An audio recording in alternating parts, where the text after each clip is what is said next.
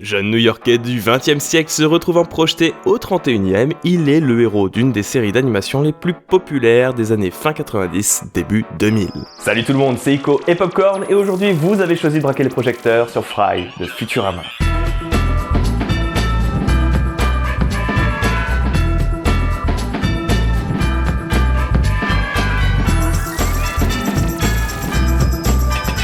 Fry, de son nom complet, Philip J. Fry, est le héros de Futurama, une série d'animation humoristique et futuriste américaine créée en 1999 par Matt Groening, l'homme derrière Les Simpsons, et David X. Cohen, initialement pour la Fox. Il est un loser de 24 ans livreur de pizza à New York. Il possède un look très inspiré de l'acteur James Dean dans le film La Fureur de vivre. Son prénom Philip, quant à lui, est un grand hommage à l'acteur Philip Hartman, la voix de Troy McClure dans Les Simpsons. Simple, banal, voire même naze, la vie de Fry au XXe siècle est remplie d'échecs. Livreur de pizza dans une pizzeria qui est des plus merdiques, en perpétuelle rivalité avec son grand frère Yancey Jr., se faisant même larguer par sa première copine le jour de l'an, et j'en passe. Mais c'est le 31 décembre 1999 que tout va changer pour notre héros. Il se retrouve contraint de livrer une pizza à un certain Il s'est fait avoir dans un centre de cryogénisation. Mais à minuit pile, à l'aube du nouveau millénaire, il tombe accidentellement dans un caisson cryogénique.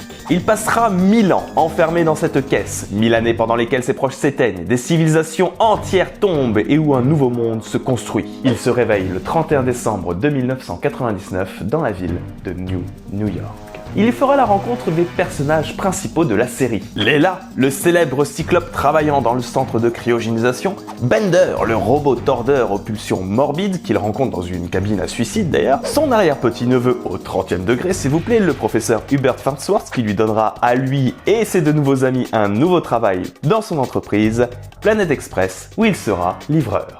Depuis ce jour, Fry parcourt l'espace pour livrer différents colis sur diverses planètes, ne regrettant absolument pas sa vie du XXe siècle. Fry est un peu la représentation type de l'éternel loser, simplet et immature. On ne peut s'empêcher d'apprécier ce personnage qui, même si étant très maladroit, reste attachant et facilement identifiable pour le spectateur. Il est d'ailleurs le seul repère pour nous dans ce 31e siècle décalé, mettant au travers les vices de notre société actuelle. Il y vivra de nombreuses aventures telles que des voyages à travers le temps, les dimensions, des résurrections et de nombreuses conquêtes amoureuses, et notamment Leela dont il est fou amoureux. En parlant d'aventure, Fry est au centre d'un paradoxe temporel. En effet, après un retour dans le passé en 1947, il tua accidentellement son grand-père et couchera sans le savoir sur l'instant avec sa grand-mère, faisant de lui son propre grand-père. Ce détail fait que Fry est, selon les Nibloniens, l'espèce du tout mignon Nibbler, l'homme le plus important de l'univers, le seul pouvant lutter contre les cerveaux géants, une race voulant dominer le monde. C'est d'ailleurs Nibbler qui a poussé Fry dans la chambre cryogénique pour que 1000 ans plus tard, il sauve l'univers. Être un idiot fini n'empêchera pas Fry d'avoir ces moments touchants, voire même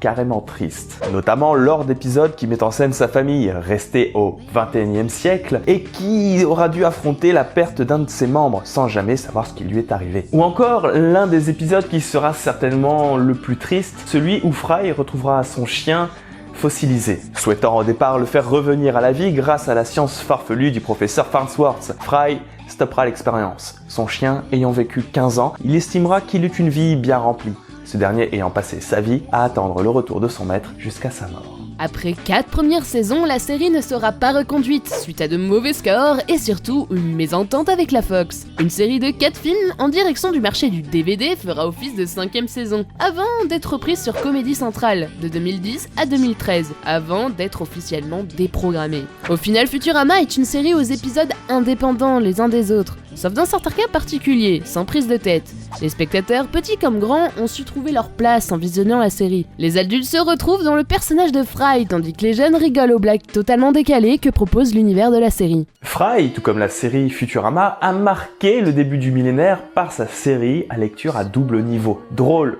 au premier degré, mais diablement touchant au second. L'histoire de Fry se conclura dans le dernier épisode de la série, intitulé En attendant, où lui et Leela, bloqués dans un univers où le temps ne s'écoule plus, finiront leurs jours ensemble. Un épisode qui marque une fin de fait de la série, même si les fans et les auteurs espèrent un jour y mettre un point final. I will wait for you for 1,000 summers. I will wait.